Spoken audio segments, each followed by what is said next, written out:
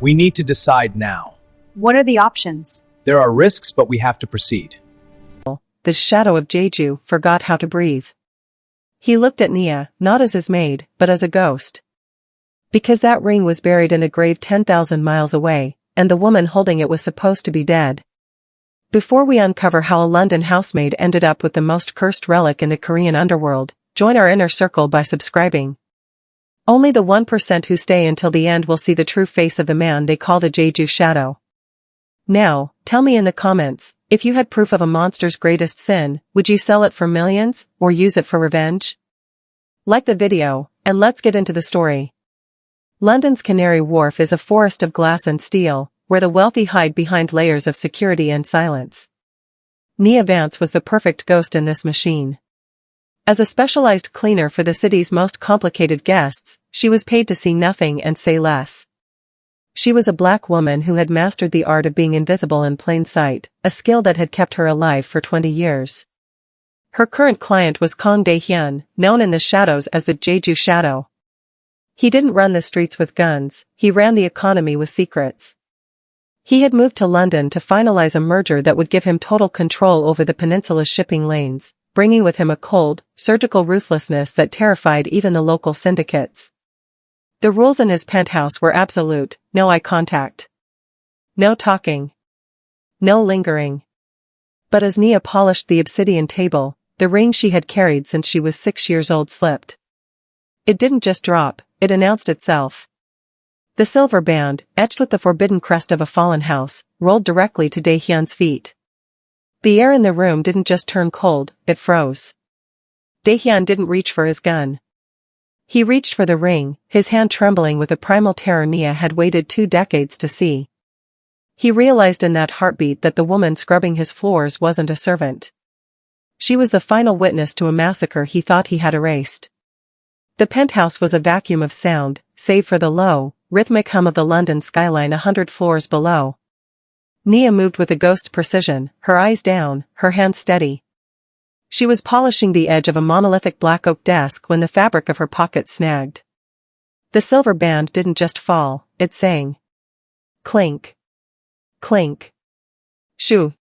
It skittered across the polished wood, weaving between a stack of high-security files and a crystal glass of neat whiskey. It came to a dead stop against the thumb of Kang Dae-Hyun, the Jeju Shadow. Dae-Hyun didn't flinch. He didn't even look up at first.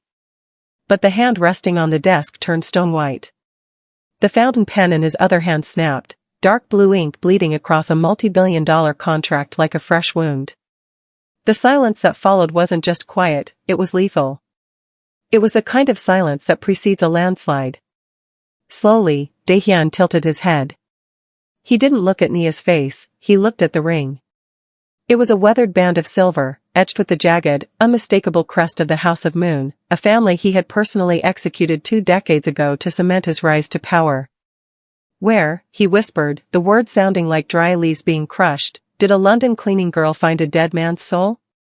Nia didn't back away. She didn't drop the polishing cloth or tremble. For the first time in 3 months of service, she stood perfectly straight, her presence suddenly filling the room until the massive penthouse felt small. The invisible maid was gone, in her place stood a woman who looked like she had walked out of the very fire Dae-Hyun had started. It wasn't found, Mr. Kang, Nia said, her voice a calm, chilling contrast to the storm outside. It was saved. Along with the girl who was wearing it. Dae-Hyun's eyes snapped up to hers. In that gaze, Nia saw the transition from shock to a primal, bone-deep terror. He realized then that the perimeter guards, the bulletproof glass, and the encrypted servers meant nothing. He had invited the one person who could destroy him into the only place he felt safe. The power dynamic didn't just shift, it shattered. He was no longer the master of the house. He was a man trapped in a room with his own reckoning, and the door was already locked. The transition from the cold luxury of the London penthouse to the scorching heat of Nia's memory was instantaneous, a visceral plunge into the night the world ended. 20 years ago, the Jeju Peninsula didn't smell of sea salt, it smelled of gasoline and burning cedar. Nia, only 6 years old, was hidden inside the hollowed-out base of a traditional jangdokdi, a large earthenware fermentation jar, her mother's frantic hands having shoved her inside just as the first black sedans tore through the compound gates.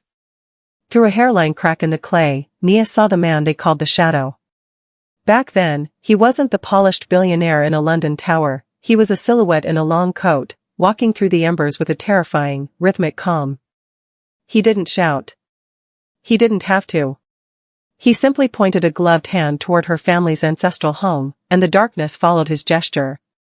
She watched as he stepped over her father's body, his boots treading on the very silver ring that now sat on the desk in Canary Wharf. It had fallen from her mother's finger during the struggle.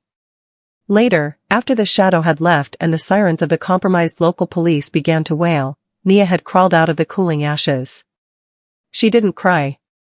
She simply knelt in the soot, picked up the silver band, and felt the metal bite into her palm, a cold promise of a life dedicated to a singular purpose. The memory snapped like a dry twig as a loud crack echoed through the London penthouse. Dae-Hyun had slammed his fist onto the oak desk, his face a mask of sweating, pale fury. "You were a child," he hissed, his voice trembling with the realization that his meticulously built legacy was grounded on a lie. "I checked the manifests. I checked the graves. There were no survivors."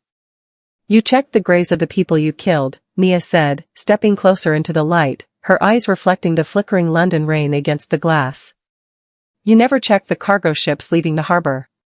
You never checked the girls who grew up in the foster systems of the West, learning how to scrub blood out of carpets and secrets out of men." She saw his hand drift toward the silent alarm beneath his desk. She didn't stop him. "Go ahead," Nia whispered, a ghost of a smile touching her lips. "Call your guards. But before they reach that door, ask yourself, if I could get this ring onto your desk, what else have I already put in your drink?" Dae-Hyun froze, his finger hovering over the button. The Shadow was finally realizing that in this room, he wasn't the hunter, he was the one being diagnosed. The lights didn't just flicker, they died with a heavy, industrial groan that vibrated through the floorboards. In an instant, the panoramic view of London's glowing skyline was severed, replaced by the suffocating darkness of a storm-heavy sky. The backup generators, designed to kick in within seconds, remained hauntingly silent. Dae-Hyun slammed his finger onto the silent alarm button. Nothing happened. No sirens, no heavy boots of his security team rushing the door. Just the sound of the wind howling against the reinforced glass. "The grid is smart, Mr. Kang," Nia's voice drifted through the blackness, calm and disembodied. "But it's also vulnerable. A single command from the maintenance terminal in the basement, the one I cleaned this morning, and this billion-dollar cage becomes a tomb."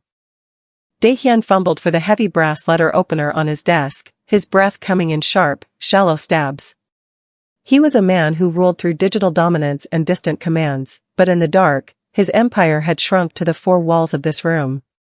"You think a blackout stops me?" he spat, his voice cracking. "I have 20 men in the lobby. They'll be up those stairs in minutes." "They won't," Nia replied. A small, blue light flickered on, the screen of a tablet she had hidden behind a decorative vase. It displayed the security feed of the stairwell. It was filled with thick, white smoke.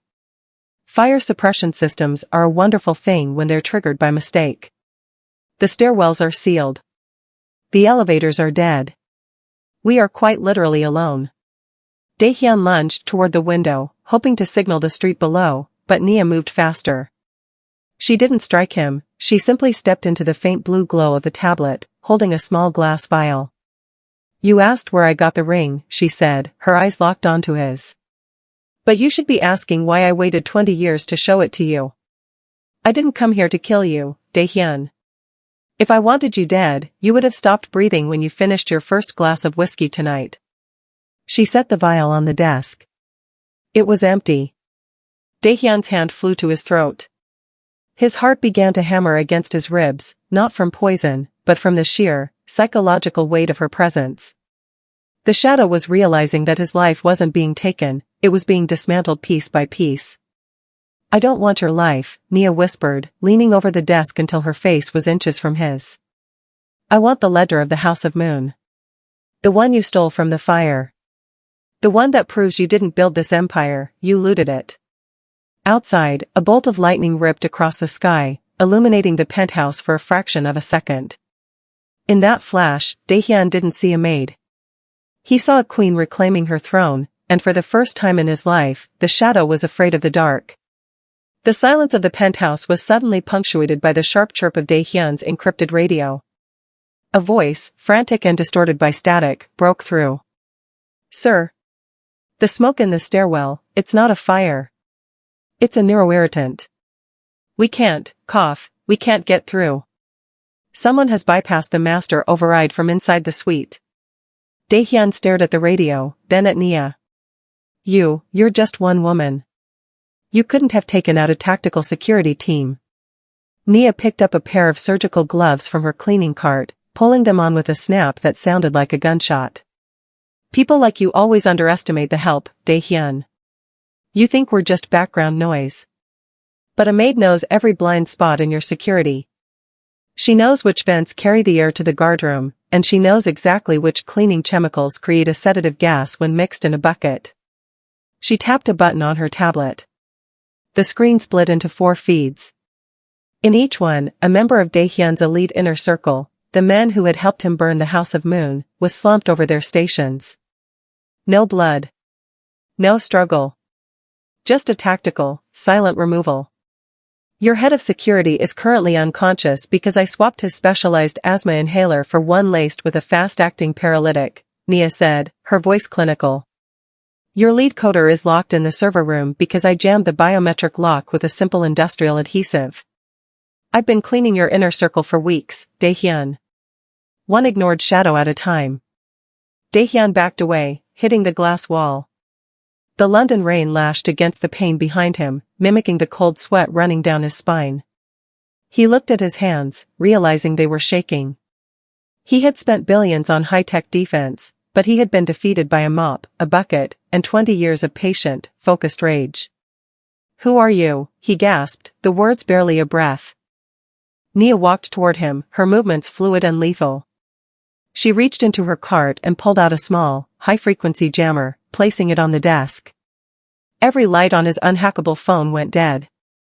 "I'm the person who knows that your merger next week is actually a money laundering scheme to hide the fact that the Jeju Shadow is bankrupt," she whispered. "And I'm the only one who can stop the data I just uploaded from reaching the authorities." She leaned in, the blue light of the tablet casting sharp shadows across her face. "But first, we're going to talk about the night the fire started. And you're going to tell me exactly where you hid my father's ledger." The maid wasn't just cleaning the room anymore. She was scrubbing away the foundation of his entire life, and for the first time, Dae-Hyun realized he was the one who was about to be discarded. The blue glow of Nia's tablet was the only light left in the room, casting her shadow across the floor like a giant reclaiming its territory. Dae-Hyun sat huddled in his ergonomic chair, his eyes fixed on the screen as a progress bar pulsed. Every few seconds, a notification chimed, a digital death knell for another hidden fortune. "Came in account 742. "Wiped," Nia said, her voice devoid of emotion. "Luxembourg Trust, emptied. You spent 20 years stealing lives, Dae-Hyun. I'm spending 20 minutes deleting yours." "Stop," he croaked, his hands reaching out as if to physically grab the disappearing numbers. "That money, it's the only thing keeping the syndicate from turning on me. If those accounts go dark, I'm a dead man by morning." "Then you'd better start talking," Nia countered, her fingers hovering over the execute button for his primary Zurich account. "The House of Moon didn't just have money. My father kept a record of every politician, every judge, and every shadow you bought to rise to power. That ledger didn't burn. I saw you carry it out of the compound." Dae-Hyun looked at the empty vial on his desk, then at the woman who had systematically dismantled his empire with a janitor's keycard. The psychological wall he had built around himself for 2 decades wasn't just cracking, it was a landslide. "It's in the floor," he whispered, the confession spilling out of him like a wound. "The master suite. Under the 3rd marble slab from the balcony. It's a biometric safe, but it doesn't use a fingerprint. It uses a sequence of notes. A song." Nia's breath hitched. She remembered her father playing a specific melody on a traditional Gyeojeum every night before the fire. It was a song about the moon reflecting in the sea. Dae-Hyun hadn't just stolen the ledger, he had locked it away using the very culture he had tried to destroy. I didn't want to kill them, Dae-Hyun added, his voice rising in a frantic, pathetic attempt at justification. Your father wouldn't share the shipping codes. He was too honorable. He was going to let the island starve before he let the syndicates in. I did what was necessary. You did what was profitable, Nia corrected him, her eyes flashing with a sudden, sharp heat. And now, you're going to watch as I take back the only thing you ever truly cared about. She tapped the screen one last time. A massive transfer complete message filled the tablet. The money is gone, Dae-Hyun. It's currently being routed through 1,000 different charity accounts for the families of the men you erased. You are officially the poorest man in London. As she stood up to head toward the master suite, a heavy thud sounded against the reinforced penthouse door. Someone was using a thermal lance. The London rivals had arrived, and they weren't here to talk. The money was gone. The secret was out. But as Nia reached for her father's legacy, the reinforced steel of the penthouse door began to glow a terrifying orange. The wolves were no longer at the door, they were burning through it. Before we see if Nia escapes the carnage or if the Jeju Shadow makes a final, bloody stand, make sure you've secured your spot in our inner circle by hitting subscribe. Only the top 10% of our viewers have the pulse to handle these high-stakes reveals. And I want to know your thoughts right now. If you were Nia, would you take the ledger and run, or would you risk everything to save the man who destroyed your life? Drop your choice in the comments, hit the like button for Nia's bravery, and hold your breath, because the hunt has officially begun. The orange glow of a thermal lance began to eat through the reinforced steel of the penthouse door, sparking like a dying star in the darkness. The local London syndicate, men who had been waiting for the Jeju Shadow to show a single crack in his armor, were no longer waiting. They were coming for the head of the man who had tried to conquer their city. Dae-Hyun scrambled backward, his expensive leather shoes slipping on the marble. He looked at the door, then at Nia, his eyes wide with a pathetic, sweating terror. They won't just kill me, he whimpered. They'll tear this place apart. If they find you here, Nia, they won't care that you're the rightful heir. You're a witness. Nia stood by the entrance to the master suite, her hand resting on the doorframe. She had the codes. She knew where the ledger was. She could slip into the service elevator, disappear into the London fog, and let the wolves have the man who had ruined her life. It would be poetic. It would be justice. But as the first piece of molten metal hissed onto the floor, Nia looked at Dae-Hyun. If he died now, the secrets of the House of Moon died with him. The ledger was biometric and song-coded, but it likely required a live pulse from the man who had calibrated the safe. To let him die was to lose her father's legacy forever.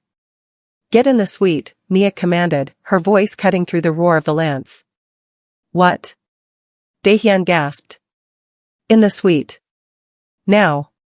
She lunged forward, grabbing him by the collar and dragging him toward the bedroom. I didn't spend 20 years hunting you just to let some low-level London thugs finish the job.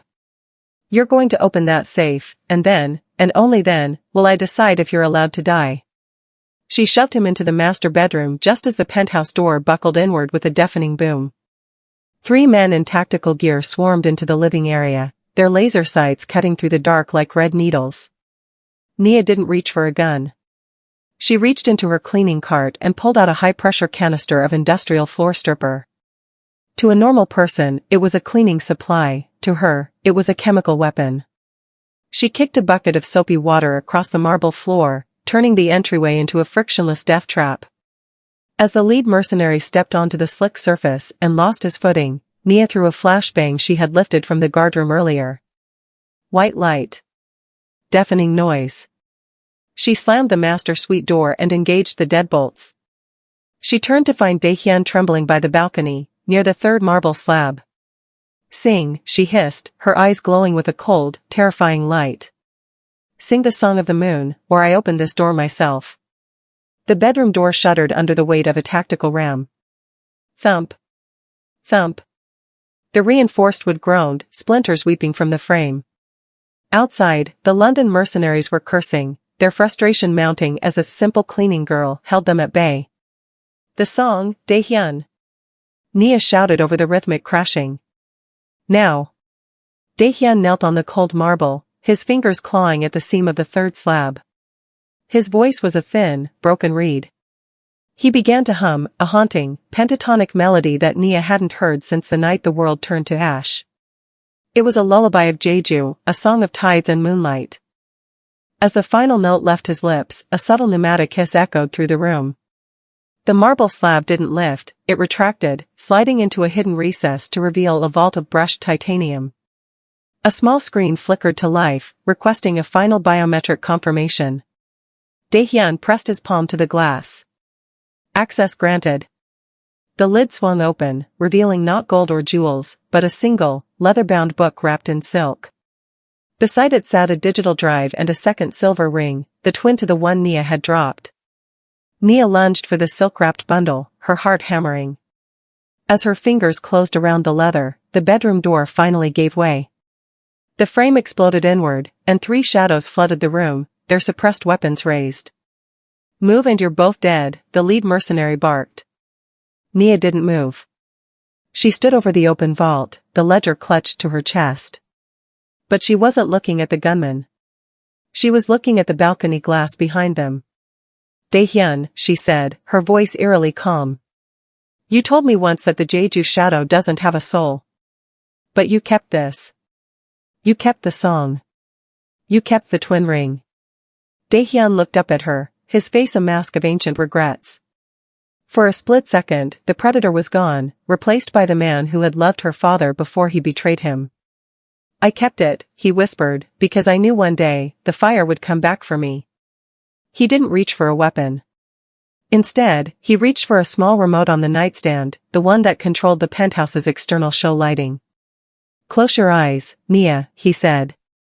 He slammed the button, and the penthouse's 50,000-watt external floodlights ignited in a high-frequency strobe sequence designed to dazzle paparazzi. The room became a blinding white void. The mercenary screamed, blinded by the sudden wall of light reflecting off the mirrored furniture. Nia didn't wait. She grabbed the ledger and the drive, kicked the heavy vault lid shut to trip the intruders, and dove toward the hidden service entrance behind the walk-in closet. The strobe lights continued to pulse, turning the master suite into a fragmented nightmare of white light and jagged shadows. The mercenaries were disoriented, firing blindly into the air as their retinas burned. Nia stood at the threshold of the closet's hidden service door, the weight of the ledger against her ribs feeling like the return of a missing limb. She looked back at Dae-Hyun. He wasn't moving toward the escape. He was standing in the center of the room, illuminated by the flashes, looking older than the ruins of Jeju. "Dae-Hyun. The service lift is keyed to my thumbprint. Move." Nia shouted over the ringing in her ears. Dae-Hyun turned to her. In the strobing light, his face shifted, from the monster who had burned her home to the man who had once been her father's brother-in-arms. He reached into his pocket and pulled out the twin silver ring he had just taken from the vault. He tossed it to her. "The ledger isn't enough, Nia," he said, his voice steady for the first time that night. "The drive contains the decryption keys for the syndicate's global infrastructure. But it requires 2 signatures to activate. Yours, and a dead man's. If I stay, they stop hunting. If I go, they never stop." "You're choosing to die," Nia realized, her grip tightening on the doorframe. "I'm choosing to end the shadow," Dae-Hyun replied. He stepped toward the mercenaries, who were beginning to recover their senses. He picked up the heavy brass letter opener from the floor.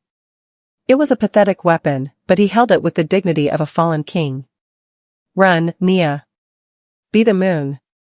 Let me finally be the ash." As the lead mercenary blinked away the spots in his vision and leveled his suppressed rifle at Dae-Hyun's chest, Nia saw the shadow do something he hadn't done in 20 years. He smiled. It was a smile of profound, terrifying relief. Nia slammed the service door shut, the heavy magnetic locks engaging with a final, echoing thunk. As she stepped into the narrow, dark shaft of the service lift, a muffled burst of gunfire vibrated through the walls. She didn't cry. She pressed the button for the ground floor, the descent pulling at her stomach. In the silence of the lift, she looked down at the 2 silver rings in her palm. The set was finally complete. The Jeju Shadow was gone, and for the first time in 2 decades, the fire was out. The morning air in Canary Wharf was crisp, smelling of rain and the sudden, jarring clarity that follows a storm. Below the towering glass monoliths, the world was waking up to a financial earthquake. As the sun hit the Thames, the Jeju Shadow was officially declared dead, and with him, the old world order of the Busan Syndicate began to dissolve into digital dust. Nia sat in a quiet, nondescript cafe 3 blocks from the penthouse, a laptop open in front of her. She wasn't wearing an apron or a maid's uniform. She wore a tailored charcoal blazer, the 2 silver rings now hanging from a delicate platinum chain around her neck. With a final, steady breath, she inserted the drive. The screen prompted for the dual-key authentication. She placed her thumb on the scanner, the bloodline key, and then entered the death certificate code for Kang Dae-Hyun. "Clean," she whispered. Across the globe, the Syndicate's shadow accounts didn't just freeze, they inverted. Using the data in the House of Moon ledger, Nia didn't just steal the money, she returned it. She routed billions back to the pension funds Dae-Hyun had looted, to the families of the erased, and to the reconstruction of the very Jeju districts that had been burned 20 years ago. But she didn't give it all away. She kept the infrastructure. She kept the shipping lanes. She kept the secrets. A week later, Nia walked back into the penthouse. The glass had been replaced, the blood scrubbed from the marble by a team of cleaners who didn't even look up as she passed. She sat in the high-backed leather chair, looking out at the city she had conquered without firing a single bullet. Her phone buzzed. A message from an unknown number in Korea, "The board is waiting." Who was the new head of the house? Nia looked at her reflection in the glass. She wasn't a maid anymore, and she wasn't a ghost. She was the one who had survived the fire to become the furnace. She typed a single word in response, "Moon." She closed the laptop, the click echoing in the silent, pristine room. The final clean was complete. The monsters were gone, the ledger was balanced, and for the first time in 20 years, the moon was rising over an empire that finally belonged to her. Nia Vance started the night as an invisible maid, and ended it as the moon rising over a new empire. The Jeju Shadow is gone, but the House of Moon is just getting started. If you enjoyed this journey of hidden power and ultimate reckoning, make sure to subscribe and turn on notifications. We are building a library of the most underestimated heroes in the underworld, and you don't want to be left in the dark for what's coming next. Coming up next on the screen, what happens when a blind street musician in London witnesses a hit by the most feared man in Asia? You won't want to miss our next high-stakes reveal. Click the video on your screen right now to see if she can survive the man who was never supposed to be seen. Thank you for being part of the 10%. I'll see you in the next story.